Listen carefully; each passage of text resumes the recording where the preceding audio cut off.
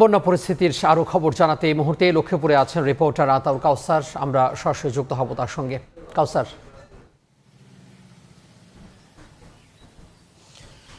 লক্ষ্মীপুরের প্রত্যন্ত অঞ্চল বা লক্ষ্মীপুর পৌরসভা সব জায়গার চিত্র কিন্তু আসলে প্রায় একই, অর্থাৎ বিভিন্ন জায়গায় খাল দখলের কারণে বন্যার পানি নামতে না পারায় যে দুর্ভোগ, সে দুর্গতি পোহাতে হচ্ছে লক্ষ্মীপুরবাসীকে। এই মুহূর্তে আছি আমি লক্ষ্মীপুর পৌরসভার 10 নম্বর ওয়ার্ডে। গতকালকে আমরা লক্ষ্মীপুর স্টেডিয়ামের ভেতরে দেখিয়েছিলাম যে কী পরিমাণ পানি লক্ষ্মীপুর স্টেডিয়ামের ভেতরে।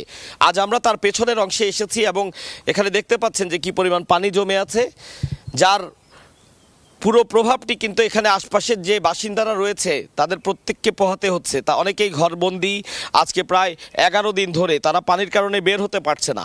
আর যে খালটি এখানে আছে, একটি ওয়াবদা খাল আছে লক্ষ্মীপুরে, এর আগেও বলেছিলাম, ছোট ছোট শাখা খাল থেকে সেই ওয়াবদা খালে পানি যেত এবং সেই ওয়াবদা খাল থেকে পানিটি গিয়ে পড়তো মেঘনা নদীতে। আর যে খালটির কথা আমি এখন বলছি, এখানে একটি খাল ছিল যে খালটি অন্তত 22 ফুট চওড়া ছিল কোনো এক সময়। এই মুহূর্তে কিন্তু খালটি পুরোপুরি মৃত। বিভিন্ন দখলবাজরা সেই খালটি দখল করে রেখেছেন। এখনও যেই সব জায়গায় খালের কিছু অস্তিত্ব আছে সে জায়গায় তারা নানাবিধ স্থাপনা নির্মাণ করে খালের পানি প্রবাহের পথ পুরোপুরিভাবেই বন্ধ করে দিয়েছেন, যার প্রেক্ষিতে আজ এই দুর্গতি পোহাতে হচ্ছে লক্ষ্মীপুর জেলার বিভিন্ন অংশের মানুষদের। আপনারা দেখতে পাচ্ছেন যে পানি জমে আছে এবং এই পানি কিন্তু গত 5 দিন আগে আরও অনেক পরিমাণে বেশি ছিল। যে পানি কমেছে তা তো কমেছে, কিন্তু বাকি পানিটি আর কোনোভাবে এখান থেকে সরছে না। এবং এখানকার মানুষ বলছেন যে আমার যে প্রতিবেদনটি সর্বশেষ প্রচারিত হয়েছিল সেখানেও হয়তো আছে যে এর আগে 2004 সালে যে বন্যা হয়েছিল সে সময় মাত্র 7 দিনেই বন্যার পানি পুরোপুরিভাবে নেমে গিয়েছিল, কিন্তু এবার কিন্তু পানি নামার কোনো লক্ষণই মানুষজন দেখছেন না। কারণ তারা বলছেন যে পানিটি যে নেমে যাবে সে জায়গাটি আর অবশিষ্ট নেই। 2004 থেকে 2024 এই 20 বছরে নানাবিধ স্থাপনা নির্মাণ করে নানান জায়গায় খালের প্রতিবন্ধকতা সৃষ্টি করে সেই পানি নামার পথ পুরোপুরিভাবেই বন্ধ করে দিয়েছে।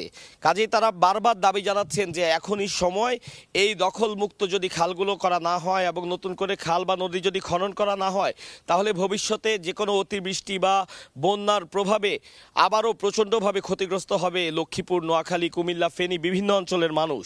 এবং এবার যে ক্ষতি হয়েছে, আর্থিক ক্ষতি প্রচুর। আমি বেশ কয়েকবার দেখিয়েছি যে বিভিন্ন মাছের ঘের থেকে মাছ পালিয়েছে, বিভিন্ন ফসলি জমি পুরোপুরিভাবে পানির নিচে তলিয়ে গেছে, মানুষের ঘর বাড়িতে পানি উঠে বহু মানুষের ঘর বাড়ি পুরোপুরিভাবে ধ্বংস হয়ে গেছে। সব মিলিয়ে যে প্রচণ্ড ক্ষতি, তা এবারও যদি কোনোভাবে মানুষ সামলে নিতে পারে, যদি এরপরে কখনো আবার এ ধরনের বন্যা দেখা দেয় বা অতিবৃষ্টির কারণে এ ধরনের জলাবদ্ধতা সৃষ্টি হয় এবং সে কারণে খাল এবং নদীর অপ্রতুলতার কারণে যদি পানি নামতে না পারে, তাহলে মানুষ পরবর্তীতে আবার যে ধাক্কা খাবে সেটি হয়তো কেটে ওঠা বা কাটিয়ে ওঠা তাদের পক্ষে আর কোনোভাবেই সম্ভব হবে না। তাই তারা কর্তৃপক্ষের কাছে বারবার আকুল আবেদন জানাচ্ছেন, নিবেদন জানাচ্ছেন তাদেরকে যে কোনোভাবে এই বন্যা বা অতিবৃষ্টির কারণে যে জলাবদ্ধতা হয় তা থেকে রেহাই দিতে প্রয়োজনীয় ব্যবস্থা যেন গ্রহণ করে কর্তৃপক্ষ। লক্ষ্মীপুর 10 নম্বর ওয়ার্ড থেকে বন্যা পরিস্থিতির এই ছিল সর্বশেষ আমার কাছে। সহকর্মী আতাউর কাউসার যুক্ত হয়েছিলেন লক্ষ্মীপুর এলাকা থেকে।